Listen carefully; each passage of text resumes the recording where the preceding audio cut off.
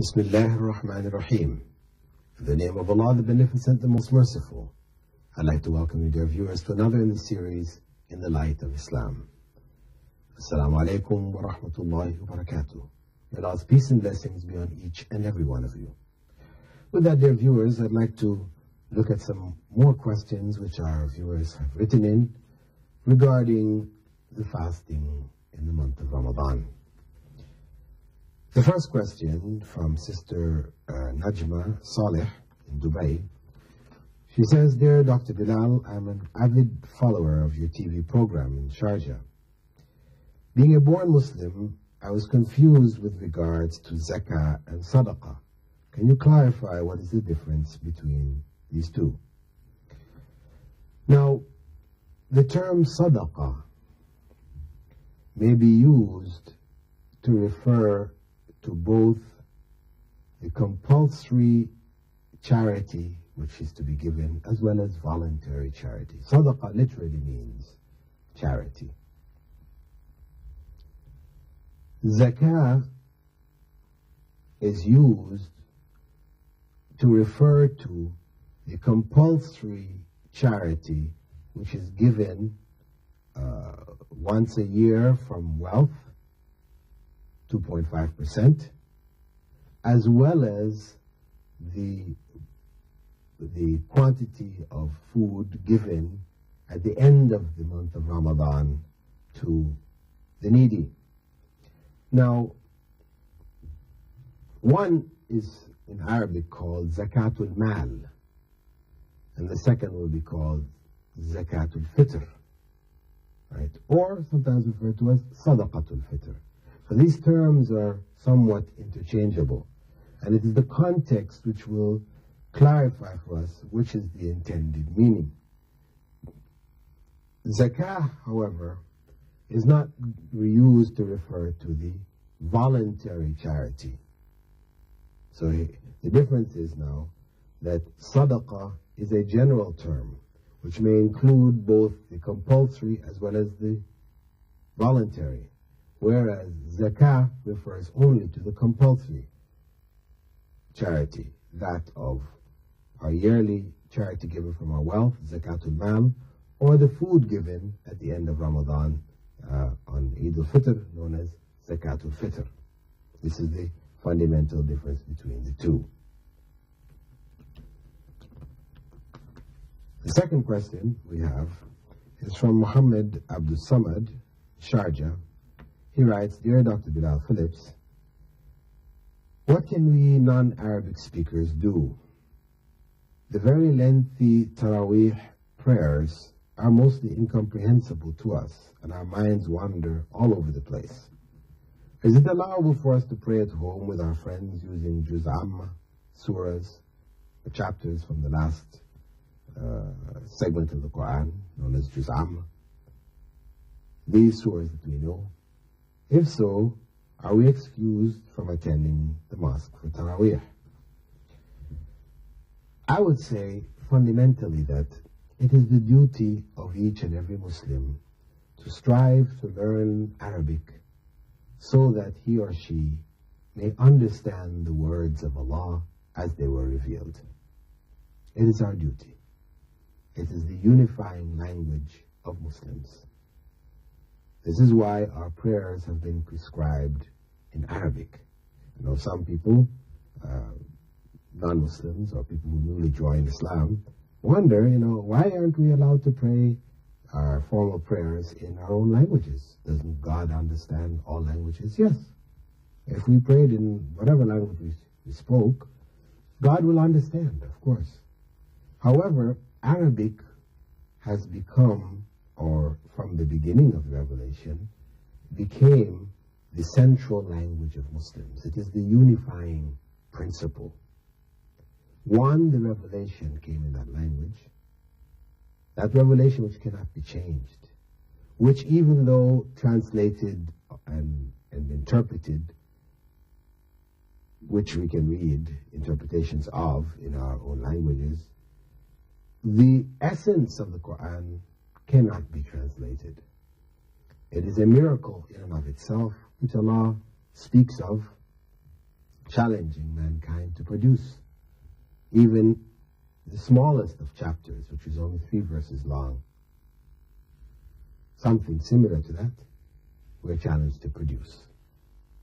And to know that if we cannot do so, which no man has succeeded in doing, that this revelation is from Allah. It is a miracle.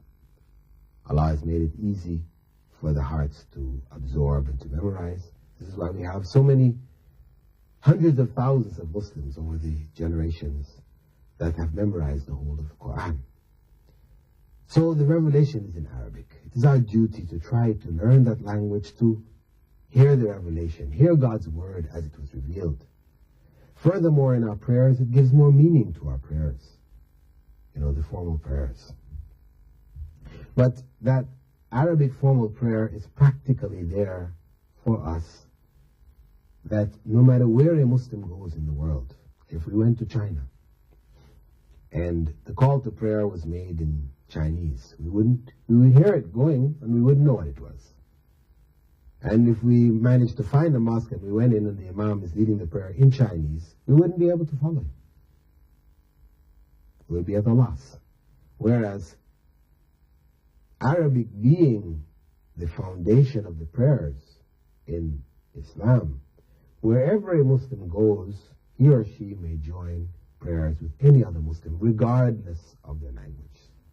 So this is a major unifying principle in Islam.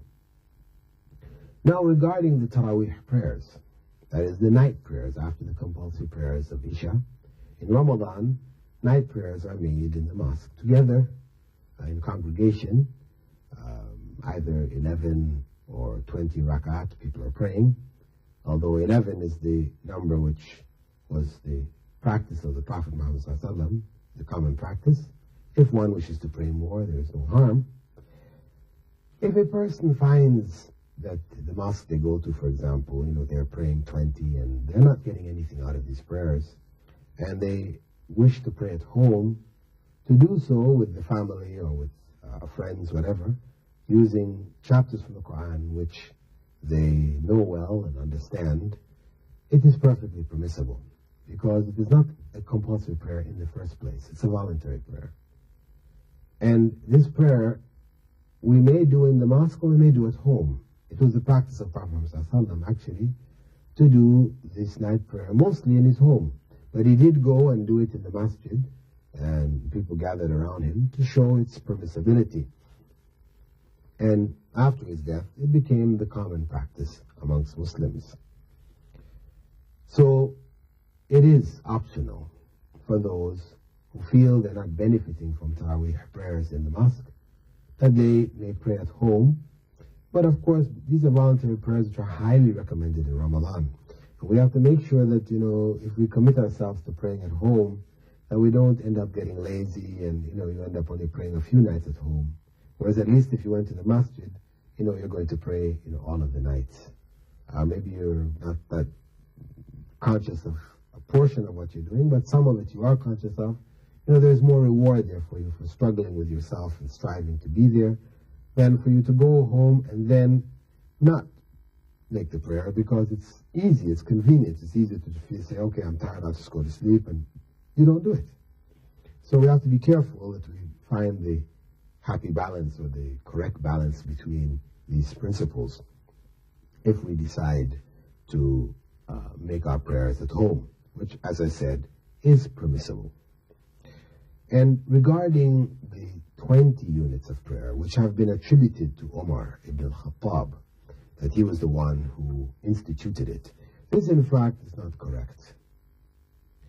The 20 units appeared at the time, Allah knows when exactly it appeared, and who introduced it as being the requirement of Ramadan. To say it is the requirement of Ramadan is an innovation. If one wishes to do 20, there is no harm. However, what was the way of the Prophet was only to do 11. 4, 4, and 3. Now, the thing which Umar actually did do was he brought people together in the masjid. After the time of the Prophet, after he died, people were praying individually or in small groups inside the mosque. He brought them together behind one imam. This is what Omar authentically is reported to have done with regards to Taraweeh prayers, or the night prayers of Ramadan. With that, dear viewers, I'd like to thank you for being with us on this portion of the program In the Light of Islam, in which we have been looking at questions regarding Ramadan. I hope that you continue to be with us, to write in your questions or call in your questions, either to me in the Islamic Information Center in Dubai, 358-190, or write in to me here in Sharjah TV, PO Box 111. Wassalamu alaikum wa rahmatullahi wa barakatuh.